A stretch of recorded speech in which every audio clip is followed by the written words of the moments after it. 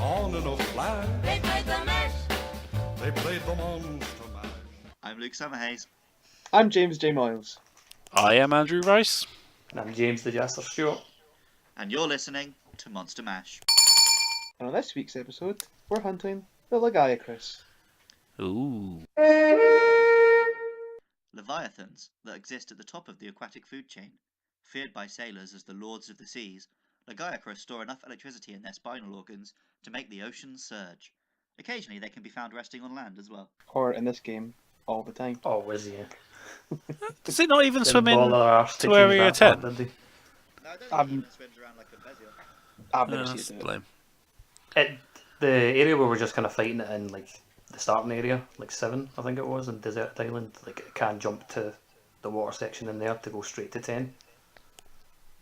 Oh I yeah. don't think he pops out. He's not like he's swimming in the area like a Plesioth does. That'll only happen, like, in, I think, when you do single player, like, quests, and he spawns at the very top area, and you'll see him jump out if you get there early enough. But yeah, he kind of been. I suppose a lot of his appeal's been stripped back for generations. There, as his main thing was in Try, wasn't it? Yeah, so I think to a certain degree, yes, but I think that they've really mixed him up quite a bit to make him a whole new and interesting fight. A whole new Lagiacrus. So should we start off by talking about where he started off then, and then kind of see how he developed? So yeah, he was, well, let's start at the very basics. He's like a sort of crocodile / sea serpent. Yep. Sort of the crocodile-ish sort of claws and the big jaws, but he's very long and he curls like a serpent. He's got a sort of cobra frill on his head as well. And he first appeared in Monster Hunter Tri as the flagship monster. And that was obviously the game that had the underwater sections, and he is the Lord of the Sea. The whole kind of story for Try wasn't that based on there's shit going down at sea, and it's up to you to find out what it is. Yeah, the main village, like Moga Village, it's based like right on the water, so and there was like earthquakes that are shaking the village, and they think the main cause is Lagiacrus. So like you're kind of tasked to kind of hunt it down. Take him down.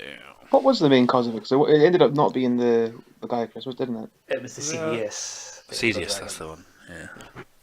Oh bloody hell, the Cedius. Those are some memories. So I never played Tri, but I remember it coming out and being all over the Nintendo magazines at the time. And my younger brother played it, but this was just after I left home, so I didn't really get to play with him. And he was 12, something like that, and it was making him aggressive, so my dad made him stop playing.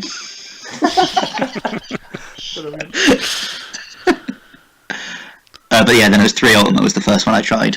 But I assume you boys have a bit more memory of. Still get a good kind of basis of like Lagiacrus from 3 Ultimate. But, like, Oh yeah, you've still basically got 3, haven't you? At least the low and high rank section of that game is basically what Tri was. Yeah. So I remember, because he sort of shows up in quests where you can't kill him and stuff early on and things like that. Yeah. And sort of the first time you see him and he's under the water and he sort of curls round and looms over you. I think that's the coolest he looks. When he shows up. Yeah. That's the coolest he's ever Like, looked. oh, little kind of easy gathering quest here, get customised to the game. For, like, the first Is it the one in the water itself? Like, is that the one where you're like doing the shark skin? I don't know if it's shark skins or like some sort of ore or crystals like from the lake. Yeah. It's kind of a Monster Hunter trope, isn't it? Like where the flagship will rumble up on a gathering quest, because it happened in Generations with all 4 of them. 4 of them, yeah. Yeah, it doesn't work quite so well in Generations just because you've got 4 of them, so it doesn't. It feels a bit odd. I think it works the first It works time. okay, but it gets Like- a bit predictable. You're like, okay, which one's going to turn up this time? Yeah. Experienced before in previous games. Whereas when it's just one monster and it turns up a few times, like the Gormagala or the Lagiacrus, it's pretty cool. I think it worked quite well for the Glav in this game, because they just drop you in. But then you have the other, like the Mizu, where it's like, go hunt a bull drone, he he he. Oh yeah, it totally gives it away a little bit, where it's like, hunt a ball drone, subquest, wound them as its name. Well, if you're going to read that, you deserve the spoilers. But like, I think it goes back as far as the first game, because I'm pretty sure there was like an egg delivery quest in that, and Rathalos rumbles up. So Yeah, that makes sense. That's like a constant theme then, because they always have like the egg quests in these games, and there's like a really really big egg quest, like kind of story, kind of thread that goes in for Ultimate, which is like really interesting. Where it's The, like Yeah, I did like that one. the egg mafia. Yeah, it's pretty funny. I was gonna say it's funny you bring up the Rathalos because Lagiacrus is quite often compared to the Rathalos as like that's the Lord of the Sky. You've got Rathian, Lord of the Land, and then Lagiacrus, Lord of the Sea. And like they're both flagship monsters. They're both the only flagships which don't have a theme tune. They're not. And Yeah. Rathalos is weak to water, and then Lagiacrus is weak to fire. No, sorry, Rathalos is weak to electric, and Lagiacrus is weak to fire. So they sort of counterparts to each other. But they would never face, because one's in the air, one's in the sea, I suppose. I think they And they're could have a like, fight if they both in fancied the it. intro as well to like Monster Hunter Tri, so as well. So that's like another kind of comparison. So, when you actually fight the Lagiacrus and Tri, you fight him while you're swimming. Yeah, a bit of both. Like Yeah, it's both, but majority of the fight is in the water because that was like the new mechanic at the time. Makes sense, supposed to be Obviously, Lord the of the mechanic Sea. was on the first Monster Hunter game, so it was all new to me. So yeah. I think that he sort of retreated to his little lair that was more on land, sort of towards the end of the fight. But yeah, the majority was in the big watery areas that no longer exist in Mogul Woods. yeah, you can just look at them in Generations. That's about it. So, imagine his moveset's different in the water compared to when he's on land.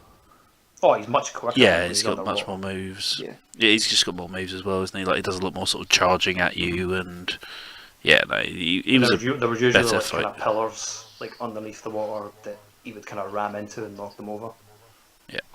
It's a shame, because he sounds like he's been neutered, like, moving forward to Generations, because I'll be honest. To be honest, they've done a really good job, like making him like more of a pain while he was on land. Because when you fought him on land and try, like it was easy mode basically. Yeah, Mhm. absolutely. Because he was slow. He was so slow on land, so like that's why they gave him in Generations. They gave him so many electrical attacks. That's it. Like he only really had a Keeps you basic away, sort of away from him. Like yeah. doing that. He had a bit like a basic discharge before. He didn't have too much else going on. Obviously now he's got his crazy electric balls and Yeah, when you like, start spinning those and like spots on the that makes floor. you run backwards, like create like a massive distance, and then that allows him to do his like big slide attack at you as well. So But yeah, it's, Yeah, it's it made a him shame that interesting. I'll be honest, he didn't really impress me too much in Generations, because he just seemed like, you know, a scaly ogre, to be honest. I suppose that's because he's lost a lot of what made him unique, and the fact that they've taken away the underwater fighting in Generations. Makes me wonder if they'll ever bring that back. Or I do you think mean, it's gone for good? I could see it working better on the Switch. You know, we've got a proper console with 2 analog sticks now. You know, if they're going to bring it back, mechanically it's the most possible, but it's just going to be whether or not they fancy it, isn't it? Because I think a lot of the monsters we've, I don't think it would be out of the question. It's just it probably feels if they want it, like they don't want to kind of over egg the game a little bit. Well, Like by adding like too many mechanics, like you've got like hunter styles, like hunter arts, like fighting underwater, like how do you apply that to each kind of hunter's like style? Like how could you have true. aerial style underwater? Like it's kind of weird. You'd kind of if you had the water mechanics back, I think you would have to get rid of the hunter styles. okay, if we get a Monster Hunter 5, I'd imagine we're all hoping they're going to give it a bit more of a, like, the map is going to be one big block. Mm-hmm. So I could see you just sort of like jumping in the water, swimming, climbing up something. A bit like the movement in Zelda. Because So I was going to say the like water would work then a lot more. So I was going to say like with the water fighting underwater, like that's where you got your verticality from in that game. Like, because obviously like, you're fighting in a bigger like kind of 3D space. You could be like he could be swimming above you, and you could be like directly below him attacking him. So, like, why would you need like aerial style or like jumping off him underwater. It just wouldn't work. Just going back to what Luke was saying there, I don't know if any of you watched the Zelda making of documentary they put out this week. Not yet, but I do plan to. It's cracking. But in any case, one of the things they mentioned is how they wanted to take away how Zelda felt like a bunch of interconnected areas and make it into one combined map. And the only reason they did that before was because of the limitations of the hardware. And that I was watching that, I was thinking that would make sense for Monster Hunter as well, because I could see their I'm thinking, we can't do this on the PlayStation or the PSP or the 3DS. We can't make this whole map into one big combined area. So let's just leave it as it is for now. So I hope if we do get 5 on the Switch, that becomes reality. That they do bring in a sort of big, massive interconnected map. Now they've got the oomph to back it up. Yeah, I mean that's the same thing that went through obviously from like Metal Gear to Metal Gear 5. Was before they couldn't render one world and now they can. But yeah, if it's all one world, the movement would be a bit more natural, and then hopping in and out of the water and climbing up stuff would be a bit smoother, so it wouldn't be such an issue. Approach, does it lose like the whole hunting aspect of the game? Because you get that now when you're like even though like the smaller zones, and like when the monster leaves to go to a new zone, like you basically have to chase it down. I think they could still do that, but it would just be... Would there be like kind of small gaps that the monster couldn't get through? Like so it's more smaller like enclosed arenas. Okay, it was just a question of good map design, really, isn't don't it? you? Yeah. Like for example, like they could have like a nest area, like if it was like an open kind of landmass, and then have a nest, and the only way up to it would be to like climb up the vines, and then once you're in the nest, you're in like in a little enclosed arena space. I'm fairly confident they'd be able to make maps that would work around it quite well. Well, this is all just assumptions at the end of the day. Who knows what they'll They'll probably bring up Monster Hunter 5 and it'll just work on the exact same engine they've been using for the past 15 years.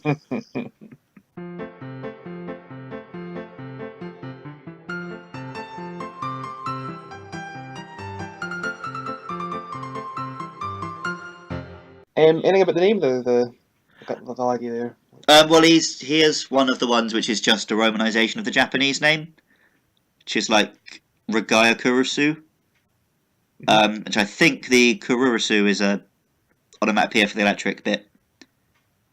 What was the first part, sorry? Regaya? Regaya. So obviously they can't say L. Yeah, well, yeah. But yeah, I'm not entirely sure what it means, but Lagiacrus doesn't have a specific English meaning.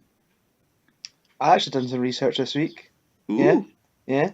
So I think that the Lagiacrus is based off. You mentioned sea serpents earlier on.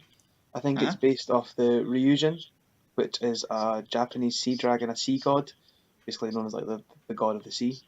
Okay. So, and if you look at it, how it's designed, and like it mentions like it influences the tides and everything like that, it kind of definitely rings true of being like the Lagi.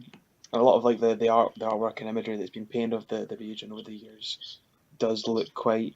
It's more serpentine, but it does look quite Lagi-like. That's interesting, because in my research I came up with a different Eastern dragon, which I think might have inspired it a little bit. All right. Which is a Chinese dragon, which unfortunately the name has also been used in Dragon Ball, so it's very difficult to Google. Called Shenlong. Yeah. Because that's the dragon which has the balls of electricity flying around it. Ah, cool. Which obviously the Lagiacrus has, and also you must have seen in like a lot of Japanese stuff, like in Zelda. Farosh has that.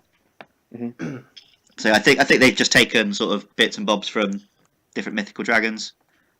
What's the I suspect they're both correct. Which is a bit different because you tend to get Western dragons in Monster Hunter. So it's quite cool to see an Eastern the kind of long, more serpentine ones like that don't really have arms or like kind of legs. They're more Eastern orientated, so I suppose that's where they've drawn that from. Does he have any subspecies, anything like that? I imagine he might have done. So he's got the ivory Lagiacrus. That's what they base the generations like normal Lagiacrus off of. A lot of the similar attacks, like the lightning balls and spinning them round. Did the ivory one have that? Yeah. Fair play.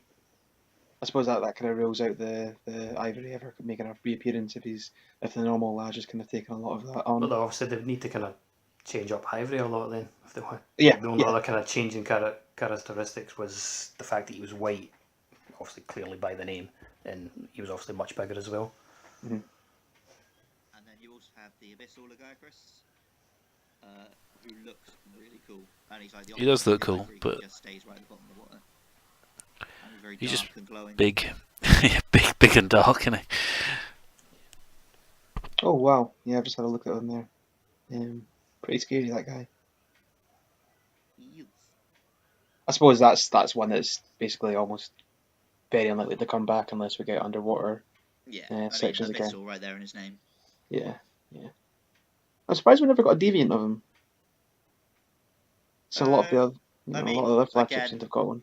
Without water, he just feels a bit neutered. So maybe if we had water in Generations, they would have had more ideas for a deviant. Fair play. Yeah. A very cool monster who I think his best days are unfortunately behind him. Yeah, just because they decided to remove a certain mechanic.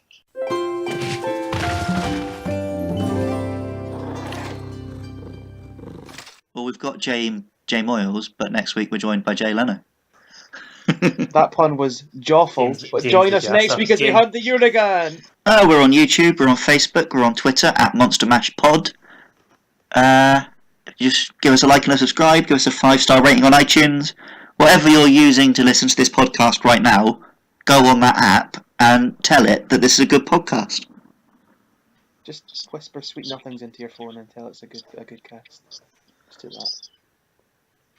But yeah, other than that, thank you for listening! See ya.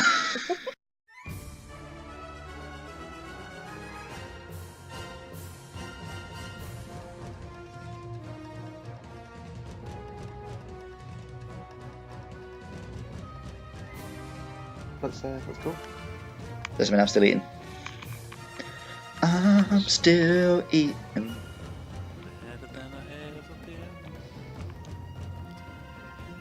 Don't need any sort of drink, do I? Yeah. Engage. Potions. Yikes, this is horrible. I don't know what the fuck you were on there. Didn't realise it actually said that. Yeah. Zoink Scoop! This is the Lagiacrus. Not as great as people like to say they are. Like, some people put them in the office and they go kind of a bit mad, and I'm just like, I'd rather just have a digestive, to be honest. Like, Yeah, why would you want to digest it to be thinner? That's madness. I know. It's if you like want the chocolate bit more than the biscuit, I guess. But Just don't have a chocolate. biscuit, yeah, exactly. Shit the bed. Oh, Andy! I'm going to die next. I was on full health, like my whole health bar was red there, as if it like thought it could recover, but obviously could not. Look at like hip check he did, wasn't it? Well, we're Andy and Jess. We played loads of Monster Hunter 3. We're really good at the Lagiacrus. Oh, this guy's completely Once different, again, though. Yeah, he's basically you the have Ivory assigned Lagiacrus, this isn't to he? us. Get him trapped. He's in the trap. Get in the hole, son. Why were we fucking singing that? That's so mad. Looked at it earlier on. Yeah. It's not on. It's on. DK. Donkey Kong. He's the leader of the bunch. You're cue to continue the song, guys. I don't know the song. Well, you obviously don't know him well.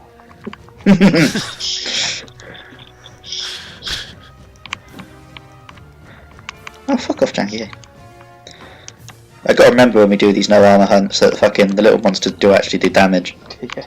You can't just completely ignore them. Yeah, that's the way when you take a hit from them and they're like, yeah, I'm fine. I'm pretty sure they've done more damage to me than the Laggy today.